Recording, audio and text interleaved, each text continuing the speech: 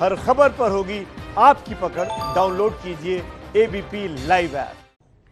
Master stroke में अब चीन की घेराबंदी को लेकर खबर आप तक पहुंचानी है। भारत के खिलाफ चीन की चाल जारी है और इस बार ये अटैक ईरान के रास्ते हुआ है। भारत और ईरान की दोस्ती सालों पुरानी है, लेकिन अब इस दोस्ती को चीन की नजर लग गई है। देश से 3000 किलोमीटर दूर चीन की इसी साजिश पर यह रिपोर्ट आपके लिए तैयार की है। हम चाबहार जहीदान रेल लाइन के विकास को समर्थन देंगे ताकि चाबहार गेटवे की पूरी क्षमता का लाभ उठाया जा सके। लगभग 2.5 साल पहले ये ऐलान दिल्ली में हुआ था, लेकिन इस परियोजना को चीन की नजर लग गई है। ईरान ने अब चाबहार जाहिदान रेल नेटवर्क को अकेले विकसित करने का ऐलान किया है। एक तरफा फैसले की वजह ईरान ने फंडिंग में भारत की तरफ से हो रही देरी को बताया है।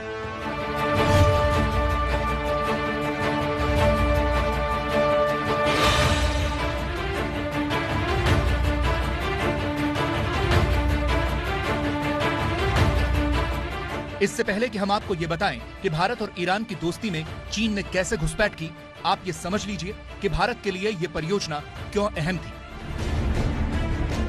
ईरान के चाबहार पोर्ट को भारत पहले ही विकसित करने का काम कर रहा है, जो पाकिस्तान के ग्वादर पोर्ट से सिर्फ 72 किलोमीटर दूर है।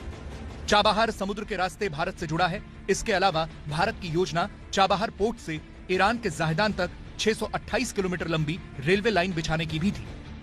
भारत ने अफगानिस्तान में दिलाराम जारांश का रोड इसी कनेक्टिविटी परियोजना के तहत बनाया था।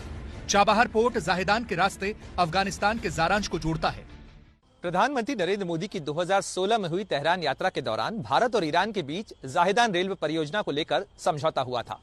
भारत की इंडियन रेलवे कंस्ट्रक्शन लिमिटेड यानी इरकॉन और ईरानी रेल के बीच करारनामे पर दस्तखत किए गए थे। समझौते के मुताबिक जाहिदान परियोजना के लिए जमीन का इंतजाम करने की जिम्मेदारी ईरानी रेल की थी, जबकि रैक्स और पटरियों की व्यवस्था इरकॉन को करनी थी। योजना को पूरा करने के लिए इरकॉन ने 12,018 करोड़ रुपए के निवेश का ऐलान भी किया था, लेकिन अमेरिकी प्रतिबंधों के कारण निवेश के फंड को ईरान तक पहुंचने में आ रही दिक्कतें भी हैं। ईरान अपने नेशनल डेवलपमेंट फंड से प्रोजेक्ट में 3004 करोड़ रुपए देगा। मार्च 2022 तक ईरान ने प्रोजेक्ट को पूरा करने का टारगेट रखा है। भारत को भी अब ईरान को लेकर के एक बहुत ही गंभीरता के साथ कार्य करने की आवश्यकता होगी, क्योंकि ईरान की जो अपनी असुरक्षा है, ग्लोबल स्ट्रेटेजिक अनसर्टेनिटी जो है, उससे ईरान जो है पार्टनर्स की तलाश में है। ईरान जो है ऐसा लगता है कि अब चाइना और रशिया के साथ और क्लोजली कोऑपरेट करेगा। हालांकि भारत और ईरान के बीच जाहिदान परियोजना को लेकर हुआ समझौता अब भी बरकरार है, लिहाजा भारतीय रेलवे कंपनी इरकॉन के लिए भागीदारी की संभावनाएं खुली हैं। जाहिदान रेल नेटवर्क के जरिए भारत एक इंटरनेशनल रूट तैयार कर लेता। अफगानिस्तान से लेकर उज्बेकिस्तान, तजाकिस्तान और मध्य एशियाई देशों तक भारत की कारोबारी पहुंच होती, लेकिन अब यह मुश्किल हो गया है।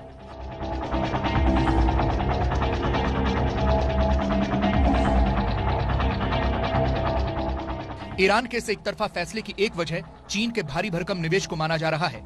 ईरान और चीन ने 30 लाख करोड़ रुपए के व्यापार और सैन्य सहयोग समझौते किए हैं। खबर है कि चीन ईरान में एयरपोर्ट, हाई स्पीड रेलवेज और 5G टेलीकम्युनिकेशन को विकसित करेगा।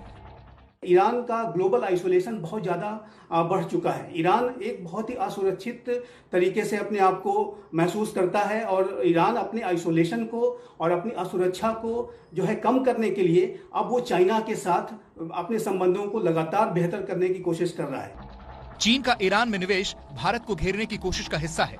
पाकिस्तान उसके इशारे पर पहले ही चलता है। बांग्लादेश और म्यांमार भी चीनी निवेश के तले दबे हैं।